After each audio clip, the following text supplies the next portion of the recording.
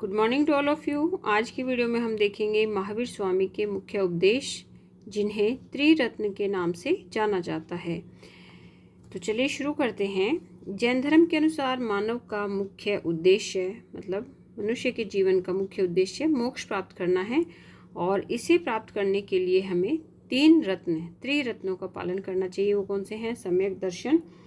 सम्यक दर्शन से क्या मतलब है कि श्रद्धा, ठीक है, सत्य में विश्वास ही सम्यक श्रद्धा होती है। नेक्स्ट है सम्यक ज्ञान, अर्थात शंका विहीन वास्तविक जो ज्ञान होता है हमें, जहाँ हमें कोई संदेह नहीं होता, कोई डाउट नहीं होता, वो क्या होता है? सम्यक ज्ञान। और सम्यक चरित्र का मतलब क्या है कि सुख दुख की सभी परिस्थितियों में समान आचरण करना ही सम्यक चरित्र है। ऐसा नहीं है कि सुख आ गया तो आपे से बाहर हो गए हैं और दुख आ गया तो आपे से बाहर है, मतलब दोनों स्थितियों में समान बने रहना, क्योंकि ये जीवन है और इसमें सुख दुख का जो क्रम है वो चलता रहता है। तो दोनों ही परिस्थितियों में विचलित ना होना क्या कहलाता है? सम्यक चरित्र। नेक्स्ट है सम्यक ज्ञान। सम्यक ज्ञान क्या होता है? इसका अर्थ है सही विचार, अर्थात सत्य व असत्य में भेद कर लेना ही क्या होता है? क्या चीज़ सही है, क्या गलत है, इसमें भेद कर लेना ही क्या कहलाता है? सम्यक ज्ञान।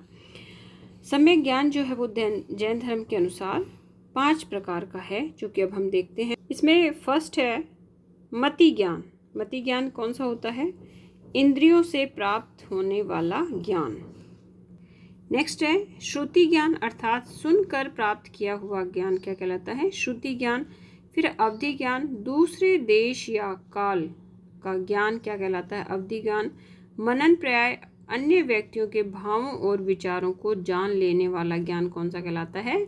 मनन प्राय ज्ञान। और कैवल्य ज्ञान मतलब देश की सीमाओं से परे का संपूर्ण ज्ञान, और यह ज्ञान क्या होता है? बहुत ही महत्वपूर्ण होता है, जो कि निग्रंथों को ही प्राप्त होता है। मतलब जो काल देश परिस्थिति सुबह शाम दुख सुख की भावनाओं से दूर हो जाते हैं, जिन्हें इनसे कोई मतलब नहीं है, उनका ध्यान सिर्फ परमात्मा में होता है, वो ही कौन सा ज्ञान होता है? कैवल्य ज्ञान।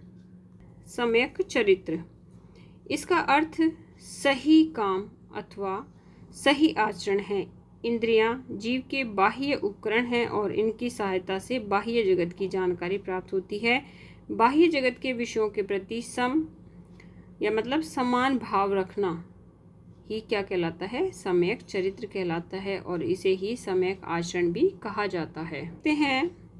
अब देखते हैं जैन धर्म के 5 अणुव्रत कौन कौन से? सत्य, अहिंसा, अस्तेय, अपरिग्रह और ब्रह्मचर्य।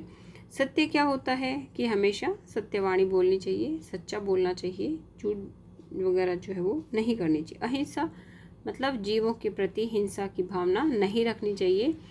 प्रकृति के जो भी जीव जंतु हैं उनके प्रति दया का भाव रखना। अस्तेय का अर्थ होता है चोरी ना करना, ठीक है।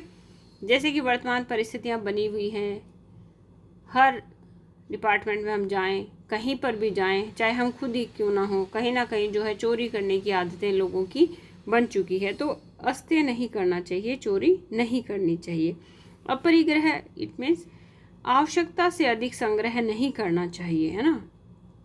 अगर हम कोरोना की टाइम की बात करें तो उस समय लोगों ने 5-5, 6-6 महीने का राशन पानी इकट्ठा कर लिया था। तो इस तरह से हमें अपरिग्रह मतलब आवश्यकता से अधिक हमें कोई भी चीज़ संग्रह करने की आवश्यकता नहीं है। और ब्रह्मचर्य आपको पता ही है कि 25 वर्ष की आयु तक, जब तक आपका विवाह नहीं हो जाता है, तब तक हमें पढ़ाई करनी होती है और ब्रह्मचर्य का पालन करना होता है। अब देखते हैं इसके 7 शील व्रत। तो फर्स्ट है दिग्व्रत, अपनी क्रियाओं को कुछ विशिष्ट दिशाओं तक सीमित रखना। देश व्रत अर्थात अपना कार्य कुछ विशिष्ट देशों तक सीमित रखना। अनर्थ दंड व्रत अर्थात बिना कारण अपराध का भागी ना बनना। भाई हमें ज़रूरत नहीं है तो किसी भी अपराधी का सहयोग नहीं करना चाहिए, अपराध का भागीदार नहीं बनना चाहिए। सामयिक व्रत, अपने ऊपर विचार करने के लिए समय का कुछ भाग निश्चित करना चाहिए। भाई अपने बारे में भी सोचना समझना चाहिए कि हम क्या हैं, हमारा उद्देश्य क्या है, हमें कैसे जीना है, हमारे कैसे विचार होने चाहिए, हमें अपने आप में अपने आचरण में किस प्रकार का सुधार करना चाहिए। तो ये चीज़ें भी हमें अपनी थिंकिंग में लानी चाहिए। नेक्स्ट है उपभोग और प्रतिभोग परिणाम, दैनिक उपभोग की वस्तुओं पदार्थों को नियमित करना। अतिथि संविभाग, घर पर आए हुए साधु या उपासक को भोजन कराने के बाद भोजन करना क्या कहलाता था? अतिथि संभाग। और प्रेम व्रत, सभी के प्रति समान प्रेम का भाव रखना ही क्या कहलाता है? प्रेम व्रत। तो ये हैं जैन धर्म के 7 शील व्रत।